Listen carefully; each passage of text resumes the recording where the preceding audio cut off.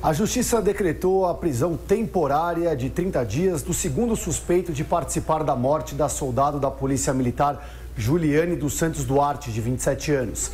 Felipe Oliveira da Silva aparece nas imagens de uma câmera de segurança com a moto da policial na tarde da última quinta-feira no bairro de Pinheiros, zona oeste de São Paulo.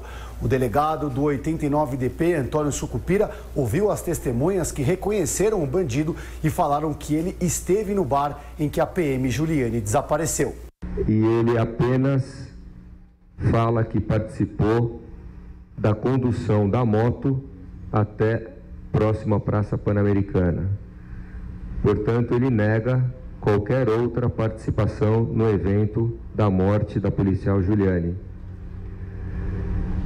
Porém, tem testemunhas que reconheceram ele como um dos 4 indivíduos que abordaram a policial militar na madrugada do seu desaparecimento. A PM de 27 anos foi encontrada morta na noite de segunda-feira dentro de um porta-malas de um carro no bairro Campo Grande, a 8 quilômetros de distância de onde ela havia sido vista pela última vez. Juliane desapareceu na última quinta-feira quando foi a um bar na comunidade de Paraisópolis com mais algumas amigas. Durante um roubo de celular no local, ela teria agido e minutos depois foi baleada e levada dali.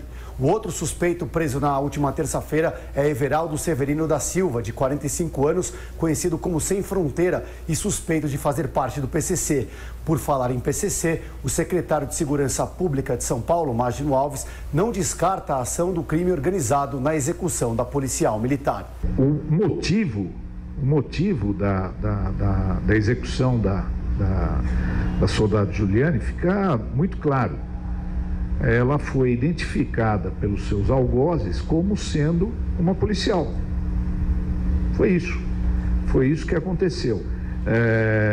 Se isso foi arte do crime organizado ou se foi de bandidos comuns, nós vamos ainda apurar.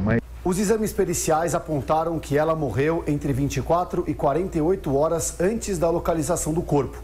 Isso significa que a execução foi no sábado ou no domingo.